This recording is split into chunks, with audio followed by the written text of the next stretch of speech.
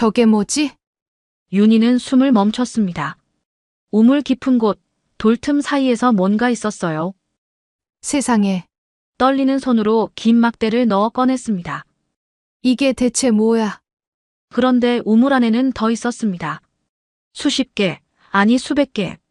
돌틈마다 똑같은 게 가득했어요. 윤희는 주저앉고 말았습니다. 45살 시어머니 10년 간병 끝에 남편에게 버림받았습니다. 갈 곳 없어 온 이 폐가. 내가 죽거들랑 우물을 봐. 그리고 철수한테는 절대 말하지 마. 돌아가신 시어머니의 마지막 말이 이거였어요.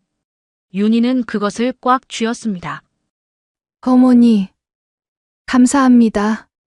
이야기 시작 전에 구독, 좋아요와 함께 어디에서 보고 계신지도 댓글로 남겨주시면 반갑게 인사드리겠습니다. 새벽 3시, 윤희는 잠에서 깼습니다. 아니, 정확히 말하면 깨운 것이었죠. 침대 옆방에서 시어머니의 울음소리가 들려왔습니다. 지은아, 지은아. 윤희는 후다닥 일어나 시어머니 방으로 뛰어갔습니다. 시어머니는 이불을 움켜쥐고 눈물을 흘리고 있었어요. 지은이는 윤희가 12년 전에 잃은 딸의 이름이었습니다. 어머님, 저예요. 윤희예요. 윤희가 시어머니의 손을 잡았습니다. 하지만 시어머니는 윤희를 알아보지 못했어요. 치매에 걸린 지 벌써 10년째였습니다. 지은아, 할머니 여기 있어. 어디 가지 마. 시어머니는 계속 죽은 손녀의 이름을 불렀습니다. 윤희의 가슴이 찢어지는 것 같았어요.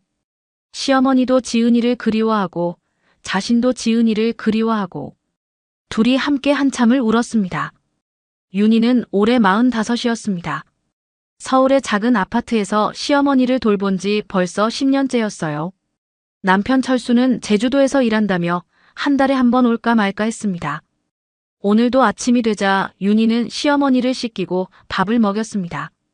밥을 떠먹이는데 시어머니가 갑자기 숟가락을 쳐내며 소리를 질렀어요. 누구야? 넌 누구야? 어머님, 저 윤희예요. 며느리. 하지만 소용없었습니다. 시어머니는 윤희를 낯선 사람처럼 바라봤어요. 윤희는 그저 참을성 있게 다시 숟가락을 들었습니다. 이런 일이 하루에도 몇 번씩이었으니까요. 점심 무렵 남편 철수에게서 전화가 왔습니다. 여보세요? 윤희가 받자 철수의 목소리가 들렸어요. 나야. 이번 달도 못 올라갈 것 같아. 일이 너무 바빠서 도저히 시간이 안 나. 그래도 어머님이. 윤희가 말을 끝맺기도 전에 철수가 말을 끊었습니다. 미안해. 다음 달에는 꼭 갈게. 그리고 전화를 끊어버렸어요. 전화가 끊기기 직전 뭔가 이상한 소리가 들렸습니다. 여자의 웃음소리 같았어요. 윤희는 고개를 갸웃했지만 곧 지워버렸습니다. 생각하고 싶지 않았어요. 오후에 이웃집 아줌마가 반찬을 들고 왔습니다. 아이고 윤희 씨, 오늘도 힘드시죠? 진짜 보면 볼수록 대단해요.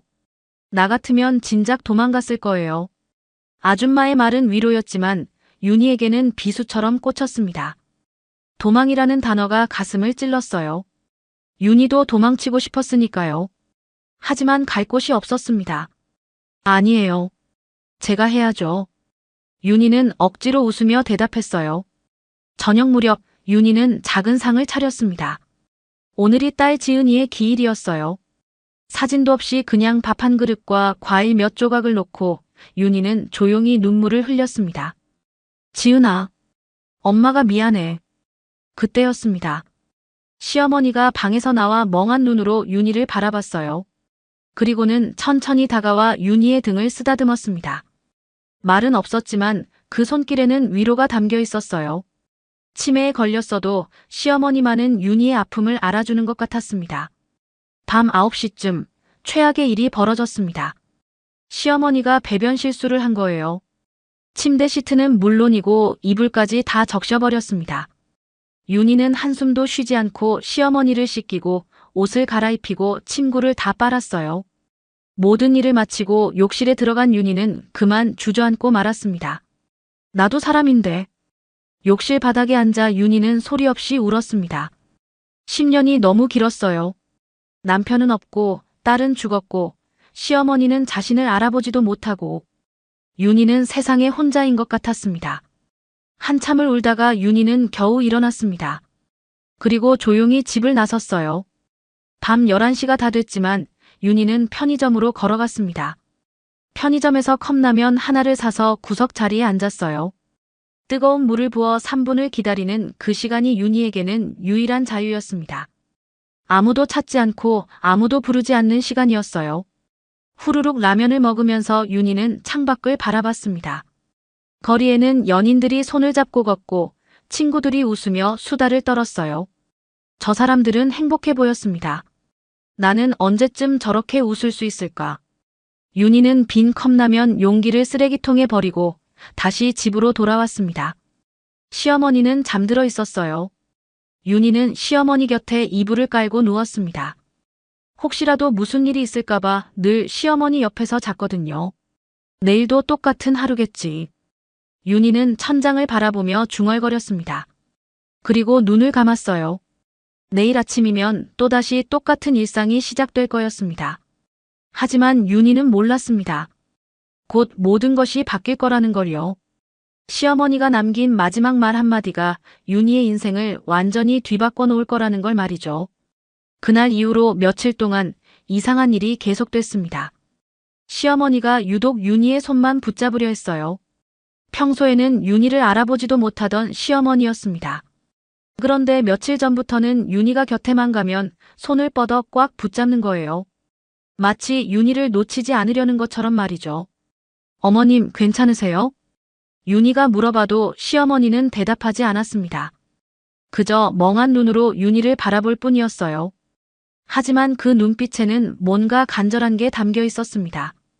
밤마다 시어머니는 잠을 설쳤습니다. 뒤척이고 중얼거리고 가끔은 눈물을 흘리기도 했어요. 윤희는 잠을 제대로 잘 수가 없었습니다. 무슨 일이 있는 걸까? 윤희는 불안했지만 어쩔 도리가 없었어요. 그러던 어느 날 밤 새벽 2시쯤이었습니다. 윤희는 시어머니의 손길에 잠에서 깼어요. 시어머니가 윤희의 팔을 꽉 붙잡고 있었습니다. 어머님, 윤희가 놀라서 일어났습니다. 그런데 이게 웬일입니까? 시어머니의 눈빛이 평소와 달랐어요. 흐릿하지 않고 또렷했습니다. 윤희야. 시어머니가 윤희의 이름을 정확하게 불렀습니다. 윤희는 깜짝 놀랐어요. 시어머니가 자신을 알아본 게 얼마만인지 모를 일이었습니다. 어머님, 저 알아보세요? 윤희의 목소리가 떨렸습니다. 시어머니는 고개를 끄덕이며 윤희의 손을 더 세게 잡았어요. 윤희야, 엄마 말 잘 들어야 해.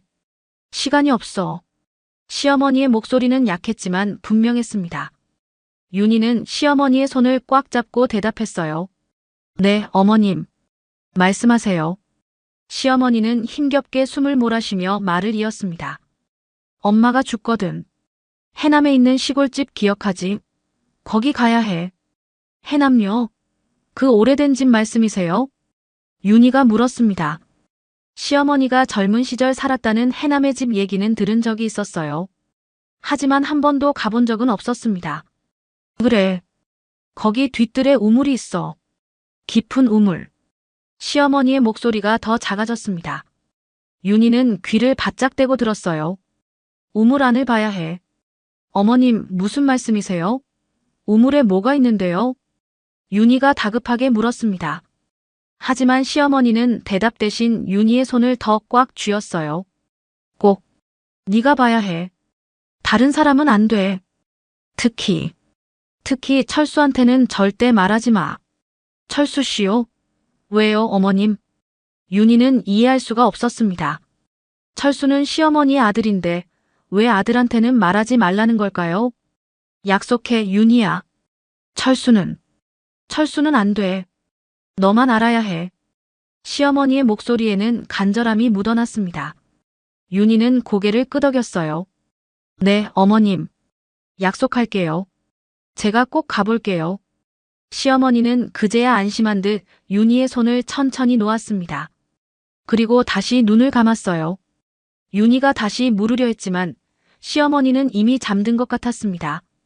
어머님. 하지만 시어머니는 대답이 없었습니다. 다시 평소처럼 깊은 잠에 빠진 거였어요. 윤희는 그날 밤 한숨도 자지 못했습니다. 시어머니의 말이 머릿속을 맴돌았어요. 우물, 도대체 뭐가 있다는 걸까? 다음 날 아침 윤희는 시어머니를 깨우려 했습니다.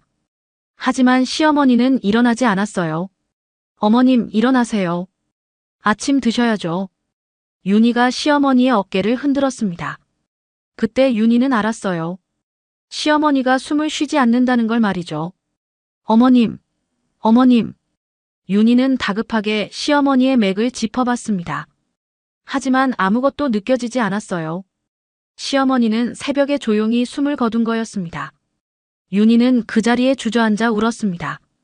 시어머니는 치매로 윤희를 알아보지 못했지만 그래도 윤희에게는 유일한 가족이었어요. 딸을 잃었을 때 함께 울어준 사람도, 힘들 때 곁에 있어준 사람도 시어머니뿐이었습니다. 한참을 울다가 윤희는 겨우 정신을 차렸습니다. 그리고 남편 철수에게 전화를 걸었어요. 여보세요? 당신. 어머님이 돌아가셨어요. 전화 너머로 철수의 놀란 목소리가 들렸습니다. 뭐? 어머니가? 네. 오늘 새벽에. 윤희의 목소리는 떨렸습니다. 하지만 철수의 다음 말은 차가웠어요. 알았어. 내일 올라갈게. 일단 장례식장 알아봐. 당신, 지금 당장 와야 하는 거 아니에요? 윤희가 울먹이며 말했습니다. 하지만 철수는 단호했어요. 나도 일이 있다고. 내일 아침 첫 차로 올라갈게. 그때까지 알아서 처리해. 그리고 전화를 끊어버렸습니다. 윤희는 멍하니 핸드폰을 바라봤어요. 10살 때부터 알던 남편이었습니다. 결혼한 지도 20년이 넘었어요. 그런데 이제는 남처럼 느껴졌습니다. 윤희는 혼자서 119에 전화하고 장례식장을 알아보고 친척들에게 연락했습니다. 모든 걸 혼자 했어요. 장례식장에서 시어머니의 영정 사진을 놓고 윤희는 또 울었습니다. 사진 속 시어머니는 웃고 있었어요. 치매에 걸리기 전 건강하던 시절의 모습이었습니다. 어머님, 제가 꼭 해남에 가볼게요. 약속 지킬게요. 윤희는 조용히 중얼거렸습니다. 시어머니의 마지막 말이 자꾸만 떠올랐어요. 마당한 우물. 거기에 뭐가 있는 걸까요? 하지만 윤희는 아직 몰랐습니다. 그 우물 안에 자신의 인생을 바꿀 무언가가 숨어 있다는 걸 말이죠. 다음 날 오후 철수가 장례식장에 나타났습니다. 윤희는 새벽부터 혼자서 조문객을 맞이하고 있었어요. 피곤에 지쳐 있었지만 그래도 남편이 오니 조금은 안심이 됐습니다. 여보. 윤희가 반가운 마음에 철수를 불렀습니다. 하지만 철수는 윤희를 제대로 쳐다보지도 않았어요. 그냥 영정 앞에 가서 절만 한번 하고는 밖으로 나가려 했습니다. 당신 어디 가요? 윤희가 다급하게 물었습니다. 철수가 돌아보며 차갑게 말했어요. 담배 좀 피우고 올게. 윤희 씨, 나중에 잠깐 나와봐요. 윤희 씨라고 불렀습니다. 여보도 아니고 당신도 아니었어요. 윤희는 가슴이 철렁 내려앉았습니다. 1시간쯤 지나서 철수가 윤희를 불렀습니다. 윤희는 조문객이 없는 틈을 타서 밖으로 나갔어요. 철수는 장례식장 뒤편 주차장에 서 있었습니다. 무슨 일이에요? 윤희가 물었습니다. 철수는 주머니에서 봉투 하나를 꺼냈어요. 이거 이혼 서류예요. 철수가 태연하게 말했습니다. 윤희는 귀를 의심했어요. 뭐라고요? 이혼하자고요. 우리 이제 끝내요. 철수의 목소리는 너무나 담담했습니다. 마치 날씨 이야기하듯 말하는 거예요. 윤희는 다리에 힘이 풀렸습니다. 당신, 지금 무슨 소리를 하는 거예요? 어머님 장례식장에서? 윤희의 목소리가 떨렸습니다. 하지만 철수는 전혀 미안해하지 않았어요. 어차피 할 말인데 이 기회에 정리하는 게 낫잖아요. 이 기회에? 당신 지금. 윤희는 말을 잇지 못했습니다. 철수는 계속 말을 이었어요. 솔직히 말할게요. 나 제주도에 같이 사는 여자 있어요. 아들도 있고요. 올해 4살이에요. 윤희는 그 자리에 멈춰 섰습니다. 머릿속이 하얘졌어요. 4살이라면 철수가 제주도로 간 지 얼마 안 돼서 생긴 아이였습니다. 당신, 그동안 나한테 거짓말을 한 거예요? 거짓말까지는 아니고, 그냥 말 안 한 거죠. 뭐? 철수는 아무렇지 않게 대답했습니다. 윤희는 눈앞이 깜깜했어요. 나는 어머님 모시고 이렇게 힘들게 살았는데, 당신은? 윤희의 눈에서 눈물이 흘러내렸습니다. 하지만 철수는 냉정했어요. 그래서 위자료 주면 되잖아요. 1억 원. 어때요? 나쁘지 않죠? 철수가 마치 장사하듯 말했습니다. 윤희는 기가 막혔어요. 돈으로 다 되는 줄 알아요? 그럼 뭘 더 원해요? 1억이면 충분히 살 수 있잖아요. 철수의 말에 윤희는 웃음이 나왔습니다. 비참한 웃음이었어요. 20년 결혼 생활이 고작 1억이라니요. 그때였습니다.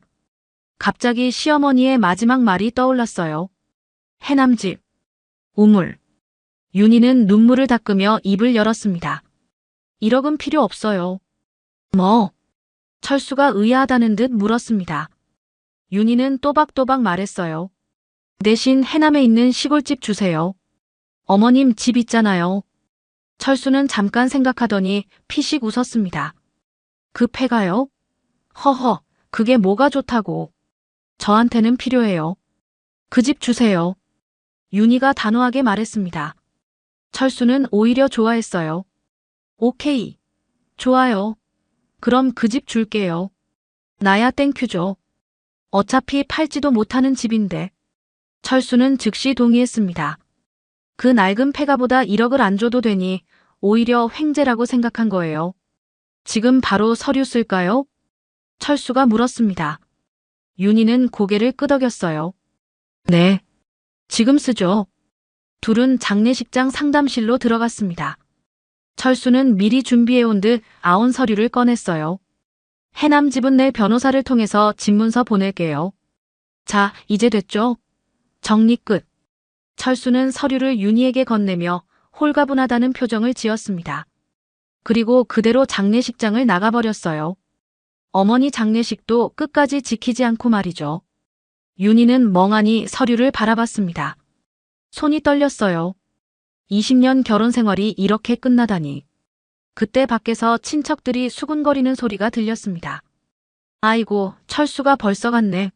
장례식도 안 치르고. 그러게요. 며느리한테 무슨 일 있나 봐요. 쯧쯧. 저 며느리 불쌍해라. 시어머니 모시느라 고생만 하더니. 윤희는 귀를 막고 싶었습니다. 하지만 그럴 수도 없었어요. 그저 참고 견뎌야 했습니다. 장례를 치르는 사흘 동안 윤희는 혼자였습니다. 남편은 오지 않았고 친척들은 동정 어린 눈빛으로 윤희를 바라봤어요. 마지막 날 시어머니를 화장하고 납골당에 모셨습니다. 윤희는 시어머니 영정 사진을 꼭 안고 한참을 울었어요. 어머님, 제가 꼭 해남에 가볼게요. 약속 지킬게요. 윤희는 조용히 중얼거렸습니다. 그리고 마지막으로 절을 올렸어요. 장례를 마치고 서울 집으로 돌아온 윤희는 짐을 정리하기 시작했습니다. 월세 아파트였기에 가져갈 게 별로 없었어요. 옷 몇 벌과 사진 몇 장이 전부였습니다. 이제 갈 곳은 해남밖에 없구나. 윤희는 창밖을 바라보며 생각했습니다. 막막했지만 그래도 시어머니가 마지막으로 알려준 곳이었어요. 거기에 뭔가 있을 거라고 믿고 싶었습니다. 윤희는 해남행 버스표를 예매했습니다. 새로운 삶이 시작되는 거였어요. 옷가지 몇 벌과 시어머니 사진, 그리고 딸 지은이의 작은 유품이 전부였습니다. 큰 가방 하나에 다 들어갔습니다. 윤희는 빈 방을 둘러보며 한숨을 쉬었어요. 45살 가진 것이라곤 낡은 옷가지와 해남의 폐가 한 채뿐이었습니다. 다음 날 아침 윤희는 서울 고속버스 터미널로 향했습니다. 해남행 버스는 하루에 몇 번 없었어요. 오전 9시 버스를 탔습니다. 버스 안은 한산했습니다. 윤희는 창가 자리에 앉아 창밖을 멍하니 바라봤어요. 서울을 벗어나자 논과 밭이 펼쳐졌습니다. 5시간이 넘는 긴 여정이었어요. 윤희는 가방에서 집문서를 꺼내 다시 한번 확인했습니다. 해남군 어느 마을, 낡은 한옥집. 시어머니가 젊은 시절 살았다던 그곳이었어요. 우물. 시어머니의 마지막 말이 계속 머릿속을 맴돌았습니다. 도대체 우물에 뭐가 있다는 걸까요? 오후 2시쯤 버스가 해남 터미널에 도착했습니다. 윤희는 가방을 들고 내렸어요. 그리고 택시를 타고 시어머니의 집 주소를 알려줬습니다. 아, 거기. 그 집 오래됐는데 사람 안 사는 집 아닌가? 택시기사 아저씨가 물었습니다. 윤희는 고개를 끄덕였어요. 네, 이제 제가 들어가서 살려고요. 혼자요? 거기 좀 외진 곳인데. 기사 아저씨는 걱정스러운 목소리로 말했습니다. 하지만 윤희는 별 수 없었어요. 20분쯤 달렸을까요? 택시가 좁은 시골길로 접어들었습니다. 포장도 안 된 비포장도로였어요. 차가 덜컹덜컹 흔들렸습니다. 여기서 더 들어가면 차가 못 들어가요. 여기서 내리셔야 할 것 같은데. 기사 아저씨가 미안하다는 듯 말했습니다. 윤희는 택시비를 내고 내렸어요. 저기 대나무 숲 보이시죠? 그 안쪽에 집이 있을 거예요. 기사 아저씨가 가리키는 곳을 보니 울창한 대나무 숲이 보였습니다. 윤희는 가방을 들고 걷기 시작했어요. 좁은 길을 따라 10분쯤 걸었을까요? 대나무가 양쪽으로 빽빽하게 들어차 있었습니다. 바람이 불 때마다 대나무들이 스치는 소리가 섬뜩했어요. 드디어 집이 보였습니다. 윤희는 그 자리에 멈춰 섰어요. 이게 집이라고. 낡은 한옥이었습니다. 기와는 깨져 있고 대문은 반쯤 떨어져 나가 있었어요. 마당에는 잡초가 무릎까지 자라 있었습니다. 윤희는 한숨을 쉬며 대문을 밀고 들어갔습니다. 삐걱거리는 소리가 으스스했어요. 마당을 지나 집 안으로 들어갔습니다. 방 안은 먼지투성이었습니다. 오랜 세월 사람이 살지 않은 집이었어요. 곰팡이 냄새와 습기가 코를 찔렀습니다. 여기서 어떻게 살아? 윤희는 주저앉고 싶었습니다. 하지만 갈 곳이 없었어요. 여기라도 있는 게 어디예요? 그날 밤 윤희는 거실 한쪽에 이불을 깔고 누웠습니다. 전기도 안 들어왔어요. 깜깜한 어둠뿐이었습니다. 밖에서 대나무 스치는 소리가 계속 들렸습니다. 바람 소리인지 뭔가 움직이는 소리인지 분간이 안 됐어요. 윤희는 무서웠지만 참고 견뎠습니다. 어머님, 여기 정말 뭔가 있는 거죠? 윤희는 시어머니를 떠올리며 눈을 감았습니다. 그렇게 뒤척이다 겨우 잠이 들었어요. 다음 날 아침 햇빛에 윤희는 눈을 떴습니다. 밤에는 무서웠던 집도 낮에 보니 그냥 오래된 집이었어요. 윤희는 집 안팎을 둘러봤습니다. 생각보다 집은 튼튼해 보였어요. 기와만 고치고 청소하면 살만할 것 같았습니다. 뒤뜰로 나가자 넓은 마당이 펼쳐졌습니다. 그리고 마당 한쪽에 오래된 우물이 보였어요. 우물. 윤희의 심장이 두근거렸습니다. 시어머니가 말했던 바로 그 우물이었어요. 윤희는 천천히 우물로 다가갔습니다. 우물은 돌로 둘러싸여 있었고 입구는 큰 나무 판자가 올려져서 몇 개의 돌들이 판자를 누르고 있었어요. 들여다보니 물은 거의 없었습니다. 윤희는 우물 둘레를 자세히 살펴봤습니다. 돌과 돌 사이에 틈이 있었어요. 하지만 어두워서 잘 보이지 않았습니다. 한참을 들여다보고 있는데 갑자기 햇빛이 비쳤습니다. 정오쯤 되니 햇빛이 우물 안으로 들어온 거예요. 그때였습니다. 우물 안돌 틈 사이에서 뭔가 반짝이는 게 보였어요. 저게 뭐지? 윤희는 눈을 비비고 다시 봤습니다. 분명 뭔가 빛을 반사하고 있었어요. 돌틈 사이에서 노란빛이 반짝였습니다. 윤희는 주변에서 긴 나뭇가지를 찾았습니다. 그리고 조심스럽게 우물 안으로 가지를 넣어 돌틈을 더듬었어요. 무언가 단단한 게 걸렸습니다. 윤희는 천천히 가지를 끌어올렸어요. 습기에 젖은 뭔가가 가지에 걸려 올라왔습니다. 작은 조각이었습니다. 손바닥만 한 크기의 노란색 금속 조각이었어요. 윤희는 떨리는 손으로 그것을 집어들었습니다. 무거웠습니다. 그리고 노랗게 빛났어요. 이게 설마. 윤희는 믿을 수가 없었습니다. 손에 든 것이 진짜 금인지 확신할 수 없었어요. 하지만 무게며 색깔이며 영락없이 금 같았습니다. 윤희는 다시 우물을 들여다봤습니다. 돌틈 사이로 더 많은 것들이 반짝이고 있었어요. 어머님, 윤희의 눈에서 눈물이 흘러내렸습니다. 시어머니가 마지막으로 알려준 비밀이었어요. 우물 안에 숨겨진 보물 말이죠. 윤희는 그 자리에 주저앉아 한참을 울었습니다. 기쁨의 눈물이었고 감사의 눈물이었어요. 시어머니는 아들이 아닌 며느리에게 이 비밀을 알려준 거였습니다. 윤희는 그날부터 며칠 동안 우물을 관찰했습니다. 낮에는 마을 사람들이 지나갈까봐 우물 근처에 가지 않았어요. 대신 집안을 청소하고 정리하는 척했습니다. 밤이 되면 조용히 우물로 갔습니다. 손전등을 들고 조심스럽게 돌틈 사이를 살폈어요. 처음 발견한 것보다 훨씬 많은 금이 숨어 있었습니다. 이렇게 많을 줄이야. 윤희는 놀라움을 감출 수 없었습니다. 하지만 욕심을 부리지 않았어요. 한 번에 조금씩 손바닥 크기만큼만 조심스럽게 꺼냈습니다. 사흘째 되는 날, 윤희는 작은 금 조각 3개를 손수건에 싸서 가방에 넣었습니다. 그리고 해남 읍내로 나갔어요. 버스를 타고 40분쯤 걸렸습니다. 읍내 시장 골목에 금은방이 하나 있었어요. 윤희는 금은방 앞을 몇 번이나 왔다 갔다 했습니다. 들어가야 하는데 손이 떨렸습니다. 혹시 가짜면 어쩌나, 혹시 이상하게 생각하면 어쩌나. 온갖 걱정이 들었어요. 드디어 용기를 내서 문을 열고 들어갔습니다. 금은방 주인 아저씨가 카운터 안에 앉아 있었어요. 어서 오세요. 뭘 찾으세요? 주인 아저씨가 물었습니다. 윤희는 손수건을 꺼내 조심스럽게 펼쳤어요. 이게 진짜 금인지 확인 좀 해주실 수 있으세요? 주인 아저씨가 눈을 크게 뜨며 금 조각을 집어들었습니다. 그리고 확대경으로 자세히 살펴봤어요. 오, 이거 순금이네요.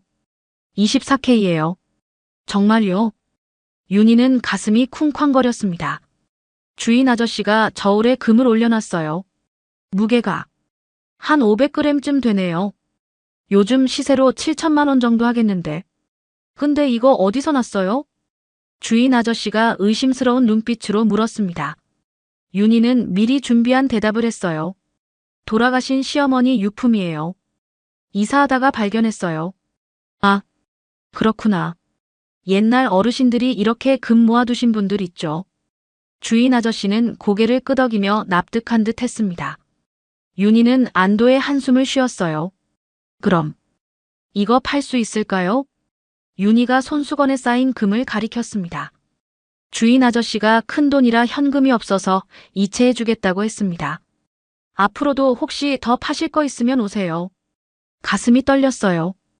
이렇게 많은 현금을 손에 쥐어본 게 얼마만인지 몰랐습니다. 금은방을 나와 윤희는 시장을 둘러봤습니다.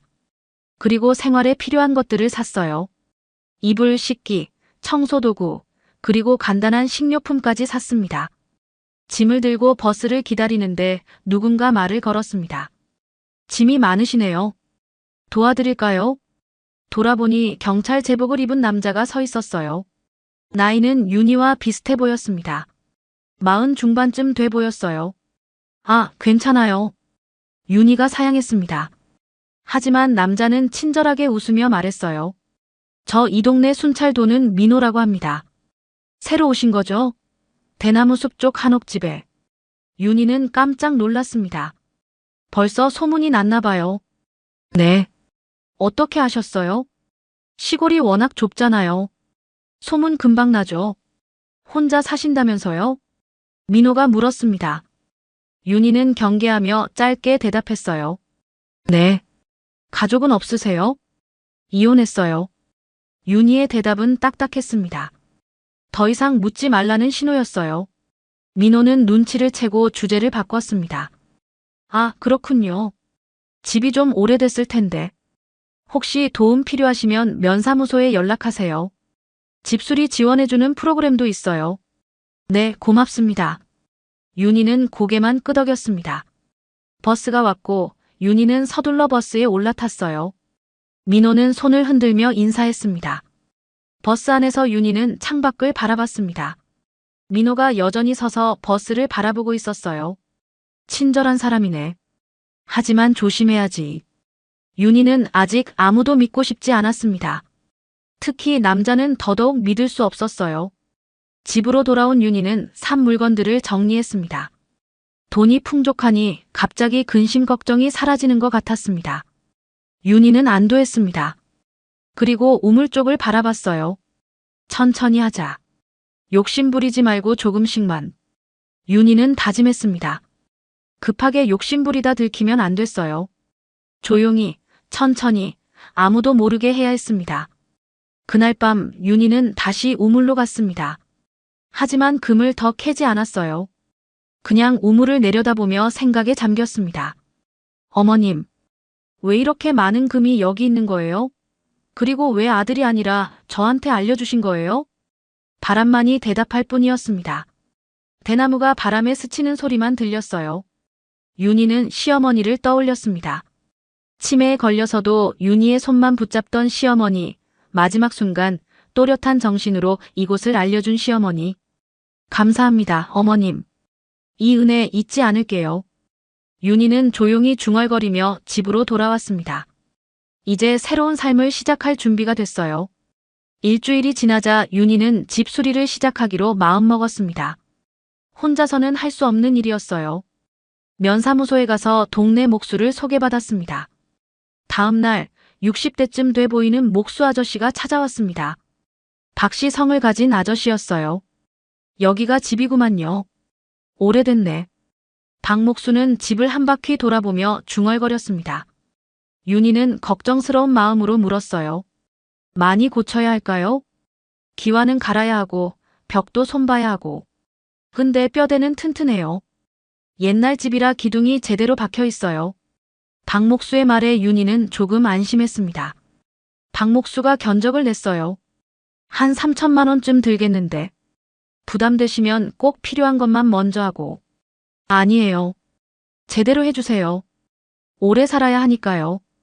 윤희는 단호하게 말했습니다. 금이 있으니 마음이 든든했습니다. 박 목수가 고개를 끄덕였습니다. 알겠어요. 그럼 내일부터 시작하겠어요. 다음 날부터 공사가 시작됐습니다. 박 목수는 젊은 일꾼 2명을 데려왔어요. 기와를 걷어내고 새 기와를 올리기 시작했습니다. 윤희도 가만히 있지 않았습니다. 집안벽을 닦고 마당에 잡초를 뽑았어요. 페인트도 직접 칠했습니다. 아이고, 손님이 왜 직접 하세요? 우리가 할 텐데. 박 목수가 말렸지만 윤희는 고개를 저었어요. 괜찮아요. 제 손으로 하고 싶어요. 윤희는 땀을 뻘뻘 흘리며 일했습니다. 힘들었지만 마음은 편했어요. 10년 만에 자신을 위해 뭔가 하는 거였습니다. 며칠 후 마을 아줌마들이 찾아왔습니다. 3명의 할머니였어요. 새로운 여자가 혼자 산다며. 안 됐네. 그러게요. 우리가 반찬 좀 갖다 줘야 하는 거 아니요? 할머니들은 김치며 된장찌개며 반찬을 잔뜩 들고 왔습니다. 윤희는 깜짝 놀랐어요. 아니, 이렇게 많이. 제가 뭐라고. 에이, 뭐 대단한 거라고. 우리 집에서 먹던 거 조금씩 더러운 거요. 할머니들은 소탈하게 웃으며 부엌에 반찬을 놓았습니다. 윤희는 눈시울이 뜨거워졌어요. 정말 감사합니다. 고맙긴. 우리야 심심한데 젊은 사람 와서 좋지. 자주 놀러 올 테니까 차나 한 잔씩 주이소. 할머니들은 웃으며 돌아갔습니다. 윤희는 할머니들이 준 반찬을 보며 한참을 서 있었어요. 10년 만에 느껴보는 따뜻함이었습니다. 일주일쯤 지났을까요? 윤희가 마당에서 정원을 손질하고 있는데 누군가 들어왔습니다. 안녕하세요. 돌아보니 민호였습니다. 경찰복을 입고 순찰 나온 거였어요. 아, 경찰관님. 윤희가 일어나며 인사했습니다. 민호가 주위를 둘러보며 감탄했어요. 와, 집이 많이 달라졌네요. 공사 중이시구나. 네, 조금씩 고치고 있어요. 혼자 하시기 힘드실 텐데. 혹시 무거운 거 나르실 거 있으면 말씀하세요. 도와드릴게요. 민호의 말은 진심 어린 것처럼 들렸습니다. 윤희는 잠시 망설이다 말했어요.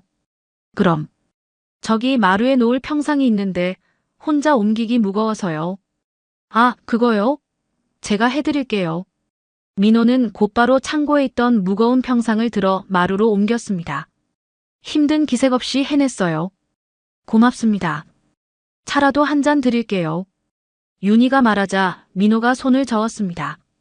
아니에요, 괜찮아요. 대신 목마르긴 하네요. 보리차 있어요. 잠깐만요. 윤희는 집에 들어가 시원한 보리차를 따라왔습니다. 민호는 평상에 앉아 한 모금 마시고는 웃었어요. 아, 시원하다. 요즘 날씨가 더워서. 그러게요. 한여름도 아닌데 벌써 덥네요. 윤희도 민호 옆에 앉았습니다. 처음으로 누군가와 편하게 앉아 있는 거였어요. 근데 여기서 계속 사실 거예요? 민호가 물었습니다. 윤희는 고개를 끄덕였어요. 네. 갈 데도 없고. 여기가 이제 제 집이에요. 혼자 사시기 심심하실 텐데. 괜찮아요. 오히려 조용해서 좋아요. 윤희의 대답에 민호는 더 묻지 않았습니다. 대신 다른 이야기를 꺼냈어요. 집이 이렇게 예쁘니까 뭔가 하시면 좋을 것 같은데. 한옥 카페 같은 거 하면 어떨까요? 카페요? 윤희가 되물었습니다. 민호가 고개를 끄덕이며 말을 이었어요. 요즘 옛날 한옥 카페 찾는 사람들 많거든요. 여기 대나무 숲도 있고 분위기 좋잖아요. 윤희는 생각에 잠겼습니다. 카페. 생각해 본 적 없는 일이었어요. 하지만 나쁘지 않은 것 같았습니다. 카페. 해볼 만할까요? 충분히 될 것 같은데요. 여기 손님 한 명 예약할게요. 민호가 장난스럽게 웃었습니다. 윤희도 따라 웃었어요. 10년 만에 진심으로 웃는 거였습니다. 그날 이후로 민호는 자주 들렀습니다. 순찰 돌다가 지나가는 길이라며 물을 한 잔 얻어 마시거나 무거운 짐을 날라주곤 했어요. 윤희도 조금씩 마음을 열기 시작했습니다. 사람들이 나쁜 것만은 아니라는 걸 깨달았어요. 한 달쯤 지나자 집 수리가 끝났습니다. 새 기와를 얹고 넓게 통창으로 샤시도 새로 하고 벽을 새로 바르고 마당도 깨끗이 정리됐어요. 와, 완전 새집 같네. 마을 할머니들이 놀라며 감탄했습니다. 윤희도 뿌듯했어요. 이제 카페 준비해야겠어요. 윤희는 카페 개업을 결심했습니다. 민호의 말이 계속 마음에 남았거든요. 그날 밤 윤희는 우물로 갔습니다. 여전히 조금씩만 금을 캐냈어요. 욕심 부리지 않았습니다. 필요한 만큼만. 천천히. 윤희는 다짐하며 집으로 돌아왔습니다. 새로운 꿈이 생겼어요. 바로 카페였습니다. 2달 후 윤희는 카페 오픈을 준비했습니다. 카페 이름은 대나무 숲으로 지었어요. 집을 둘러싼 대나무 숲에서 따온 이름이었습니다. 거실과 마루를 카페 공간으로 꾸몄습니다. 옛날 가구를 그대로 살려 운치 있게 만들었어요. 창문으로는 대나무 숲이 보였습니다. 오픈날 마을 사람들이 모두 찾아왔습니다.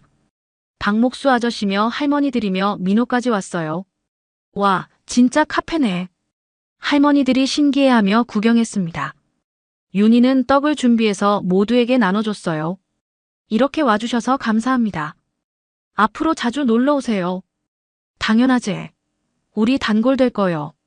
할머니들이 웃으며 말했습니다. 민호도 카페를 둘러보며 감탄했어요. 정말 멋지네요. 이거 완전히 관광지 카페 같은데요. 과찬이세요. 윤희는 수줍게 웃었습니다. 그리고 민호에게 커피를 내줬어요. 첫 손님 커피예요. 무료입니다. 감사합니다.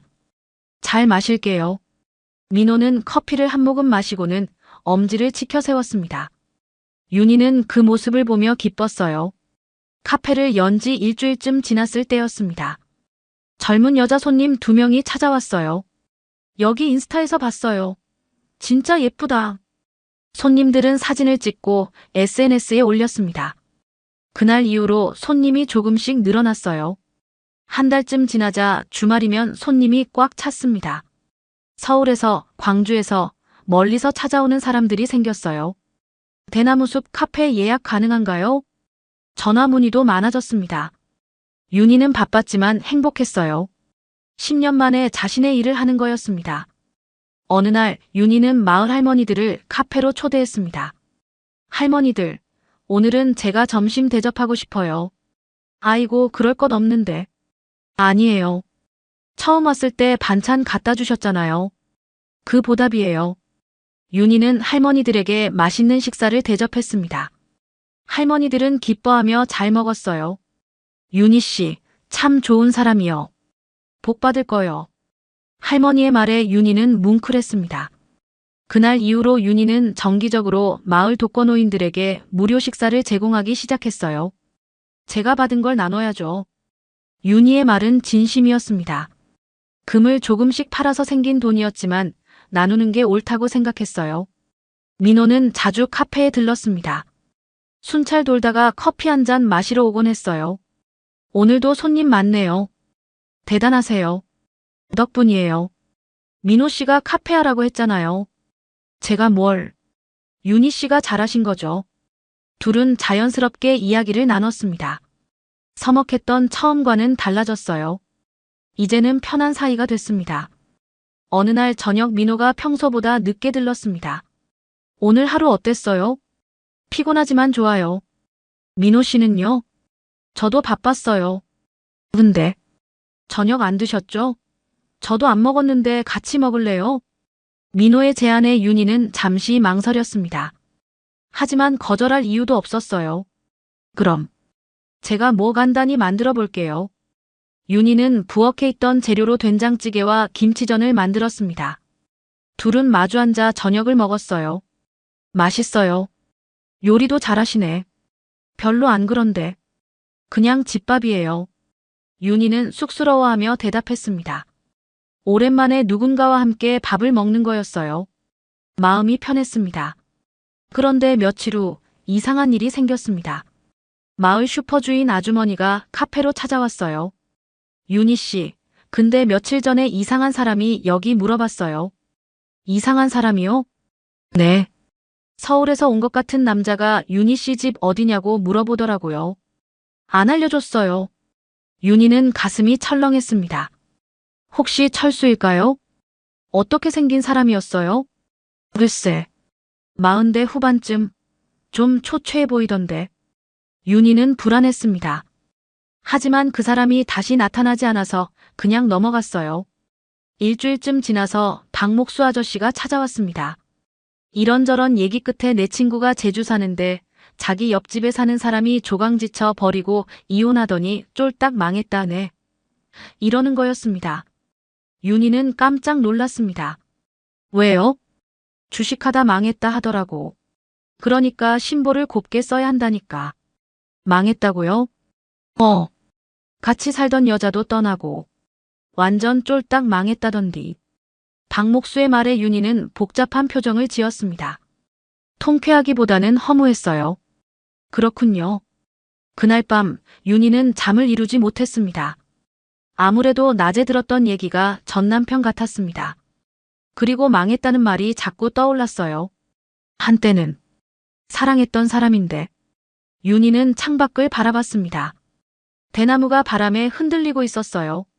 철수는 욕심을 부리다 모든 걸 잃었습니다. 하지만 윤희는 절제하며 조금씩 삶을 읽었어요. 이게 맞는 길이었구나. 윤희는 생각했습니다.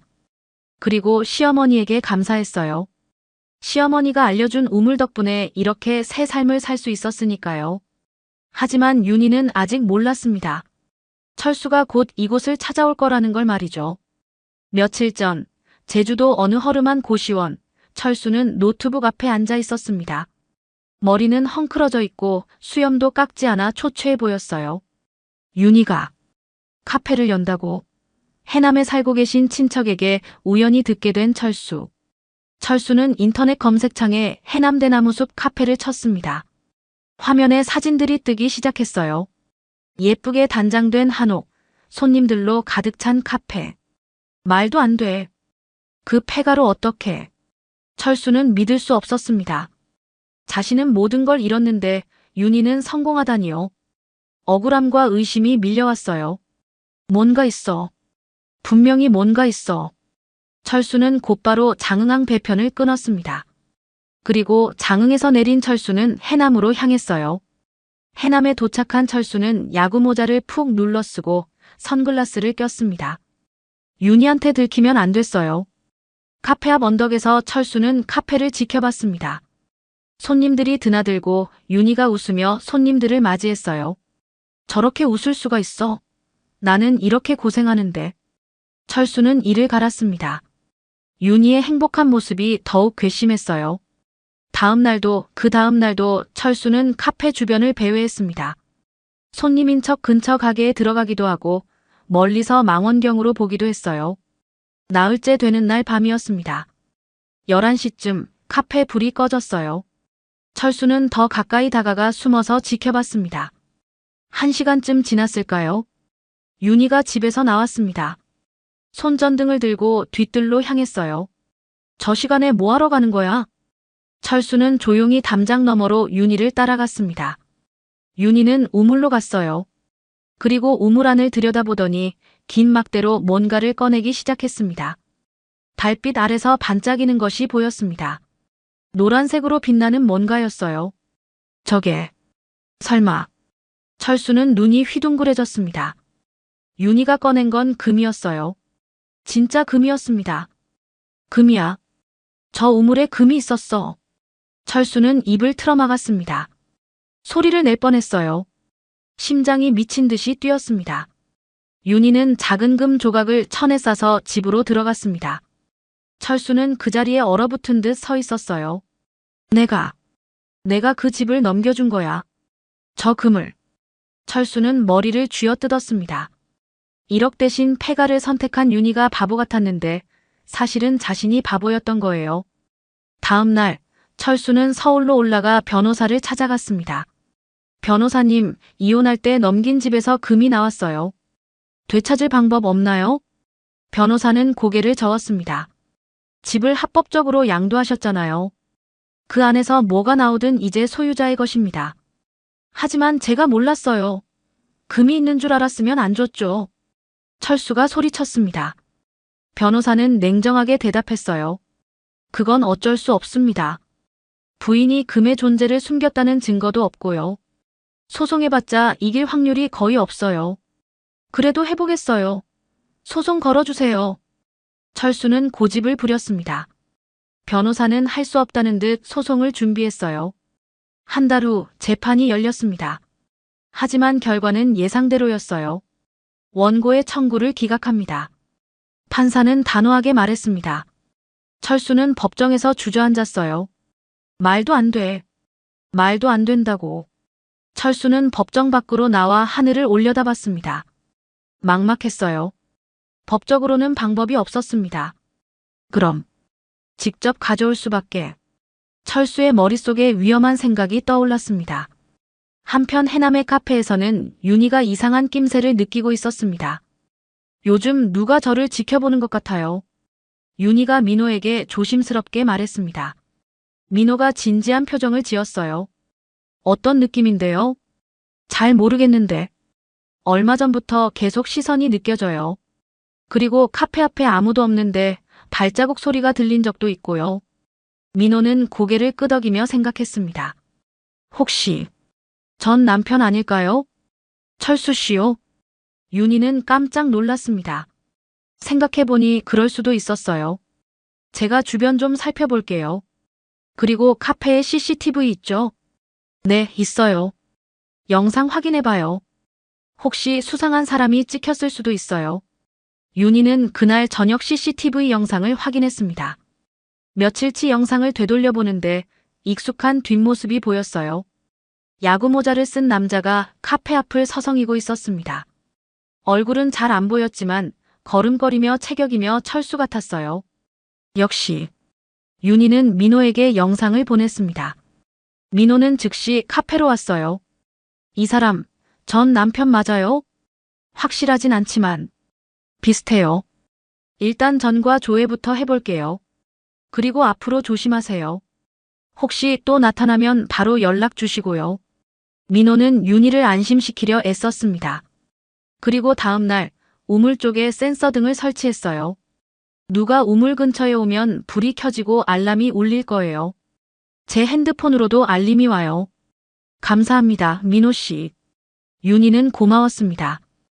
혼자였다면 무서웠을 텐데 민호가 있어서 든든했어요. 그날 밤 윤희는 잠을 설쳤습니다. 철수가 금을 알아버린 게 분명했어요. 어떡하지? 뭘 어떻게 하려고. 윤희는 불안했지만 이미 준비는 끝났습니다. 이제는 기다리는 수밖에 없었어요. 소송에서 진 철수는 더 이상 방법이 없었습니다. 법으로는 안 됐어요. 그럼 직접 가져오는 수밖에 없었습니다. 어차피 원래 내 집이었어. 저금도 내 거야. 철수는 스스로를 합리화했습니다. 해남의 허름한 모텔에 짐을 풀었어요. 그리고 밤마다 윤희의 집을 관찰했습니다. 며칠을 지켜본 결과 윤희는 보통 밤 11시쯤 잠들었어요. 그리고 새벽 2시쯤이면 집안이 조용했습니다. 내일 하자. 철수는 날짜를 정했습니다. 내일 새벽 2시 담을 넘어서 우물로 가서 금을 최대한 많이 가져오는 거예요. 그날 저녁 윤희는 민호와 함께 카페에 있었습니다. 손님들이 다 돌아가고 문을 닫았어요. 민호 씨, 왠지 오늘 밤에 올 것 같아요. 윤희가 조용히 말했습니다. 민호가 고개를 끄덕였어요. 저도 그런 느낌이 들어요. 제가 오늘 밤 여기 있을게요. 동료들한테도 연락해뒀어요. 고마워요, 정말. 윤희는 진심으로 감사했습니다. 혼자였다면 어떻게 됐을까요? 생각만 해도 끔찍했어요. 밤 11시, 카페 불을 껐습니다. 하지만 윤희와 민호는 어두운 카페 안에 그대로 있었어요. 창문 너머로 뒤뜰이 보이는 자리였습니다. 긴장되시죠? 민호가 작은 목소리로 물었습니다. 윤희는 고개를 끄덕였어요. 네. 손이 떨려요. 괜찮아요. 제가 있잖아요. 민호의 말이 위로가 됐습니다. 윤희는 조금 안심했어요. 1시간이 지났습니다. 2시간이 지났습니다. 아무 일도 없었어요. 윤희는 혹시 자신의 착각이었나 싶었습니다. 그때였습니다. 새벽 2시 10분쯤 담장 너머에서 소리가 들렸어요. 민호가 윤희에게 조용히 신호를 보냈습니다. 윤희는 숨을 죽였어요. 철수가 담을 넘었습니다.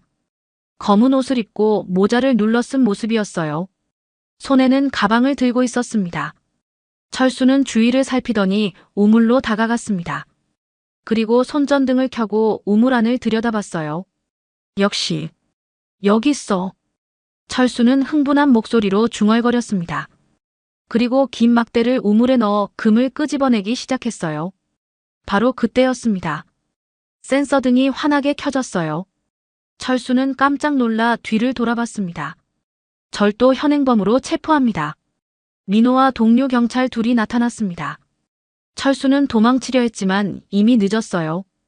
경찰들이 철수를 에워쌌습니다. 아니. 이건 원래 내 거야. 철수가 소리쳤습니다. 하지만 민호는 차갑게 말했어요. 이 집은 합법적으로 소유자가 바뀌었습니다. 당신은 무단 침입에 절도 미수죄로 체포됩니다. 수갑이 철수의 손목에 채워졌습니다. 철수는 발악했어요. 이건 내 거라고. 원래 내 집이었다고. 윤희. 철수가 카페 쪽을 보며 소리쳤습니다. 윤희가 카페 문을 열고 나왔어요. 철수와 윤희의 눈이 마주쳤습니다. 철수의 눈에는 원망과 분노가 가득했어요. 하지만 윤희의 눈은 담담했습니다. 당신, 왜 이러세요? 윤희가 조용히 물었습니다. 철수가 이를 갈며 소리쳤어요. 네가 속인 거잖아. 금이 있는 걸 알면서 말 안 한 거잖아. 저도 몰랐어요. 어머님이 돌아가시고 나서 알았어요. 윤희의 대답은 진실이었습니다. 철수는 믿지 않으려 했지만 윤희의 눈을 보니 거짓말이 아닌 것 같았어요. 그럼 반은 내 거잖아. 당신은 이미 이 집을 저한테 넘기셨어요. 합법적으로요. 그 순간 모든 게 제 것이 됐어요. 윤희의 말은 냉정했지만 사실이었습니다. 철수는 할 말이 없었어요. 연행하겠습니다. 민호가 철수를 이끌고 갔습니다. 철수는 계속 뒤를 돌아보며 윤희를 노려봤어요. 하지만 윤희는 그저 서 있을 뿐이었습니다.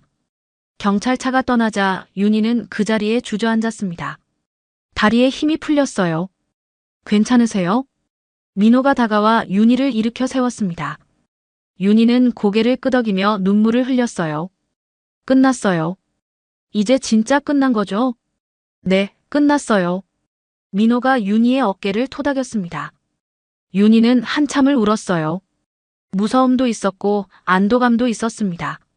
한 달 후 재판이 열렸습니다. 윤희도 증인으로 법정에 섰어요.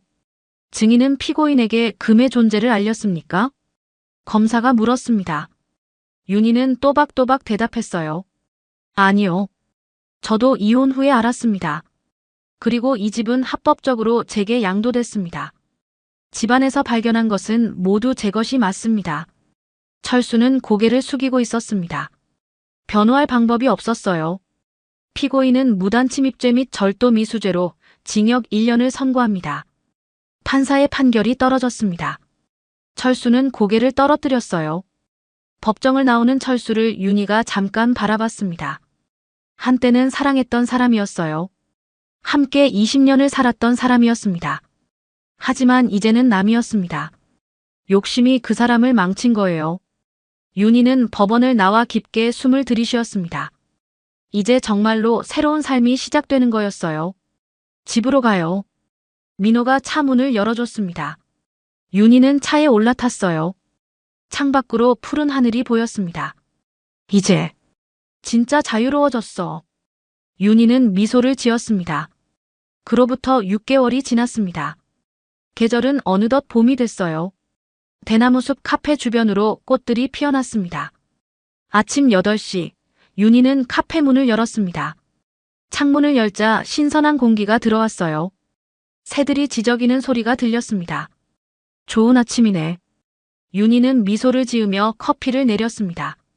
예전에는 상상도 못했던 평화로운 아침이었어요. 손님들이 하나둘 들어오기 시작했습니다.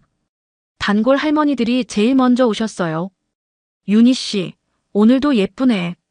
할머니들, 어서 오세요. 오늘은 딸기 케이크 구웠어요. 윤희는 할머니들에게 따뜻한 차와 케이크를 내줬습니다. 할머니들은 맛있게 드셨어요. 점심 무렵 윤희는 잠깐 뒤뜰로 나갔습니다. 우물로 걸어가 우물 위에 덮어둔 뚜껑을 내려다봤어요. 이제는 충분해요. 윤희는 더 이상 금을 캐지 않기로 했습니다. 카페도 잘 되고 살아가는데 부족함이 없었어요. 욕심을 부릴 필요가 없었습니다. 우물가에는 작은 제단이 마련돼 있었습니다. 시어머니의 사진을 놓고 매일 꽃을 올렸어요. 어머님, 덕분에 잘 살고 있어요. 감사합니다. 윤희는 시어머니 사진에 절을 올렸습니다. 사진 속 시어머니는 자애로운 미소를 짓고 있었어요. 오후에 면사무소 직원이 찾아왔습니다. 윤희 씨, 장학금 설립 서류 다 됐어요. 이제 정식으로 박영숙 장학회가 만들어졌어요. 정말요? 고맙습니다. 윤희는 시어머니의 이름으로 장학금을 만들었습니다. 해남 지역 어려운 학생들을 돕는 장학금이었어요. 매년 5명씩 지원하기로 했습니다. 어머님도 기뻐하실 거예요. 윤희는 혼잣말처럼 중얼거렸습니다. 저녁 무렵 손님들이 다 돌아가고 윤희가 정리하고 있을 때였습니다. 민호가 들어왔어요. 오늘 하루 어떠셨어요? 바쁘지만 좋았어요. 민호 씨는요? 저도 괜찮았어요. 근데 윤희 씨. 민호의 목소리가 평소와 달랐습니다. 진지한 목소리였어요. 윤희가 민호를 쳐다봤습니다. 왜요? 이제 우리 정식으로 만날까요? 민호의 얼굴이 빨개졌습니다. 윤희도 얼굴이 뜨거워졌어요. 저 윤희 씨 좋아해요. 처음 만난 날부터 좋았어요. 민호의 고백이었습니다. 윤희는 가슴이 두근거렸어요. 오랜만에 느끼는 설렘이었습니다. 저도 민호 씨가 좋아요. 윤희의 대답에 민호가 환하게 웃었습니다. 둘은 잠시 말없이 서로를 바라봤어요. 그럼 이번 주말에 바다 갈래요? 해남 해안도로 드라이브하면서. 좋아요. 윤희는 수줍게 웃으며 대답했습니다. 주말 민호와 윤희는 해남 바닷가로 갔습니다. 푸른 바다가 눈앞에 펼쳐졌어요. 와, 정말 예쁘다. 윤희는 감탄했습니다. 서울에서 10년을 갇혀 살다가 이렇게 자유를 느끼다니요. 윤희 씨, 손 잡아도 돼요? 민호가 조심스럽게 물었습니다. 윤희는 고개를 끄덕이며 손을 내밀었어요. 두 사람은 손을 잡고 해변을 걸었습니다. 파도 소리와 갈매기 울음소리가 들렸어요. 세상에서 가장 평화로운 순간이었습니다. 행복해요. 윤희가 중얼거렸습니다. 민호가 윤희를 바라보며 웃었어요. 저도요.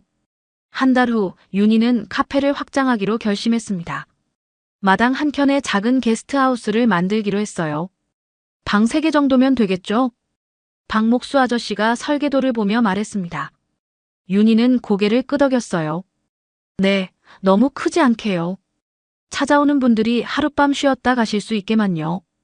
공사는 한 달 만에 끝났습니다. 깔끔하고 예쁜 방 3개가 만들어졌어요. 창문으로는 대나무 숲이 보였습니다. 완벽해요.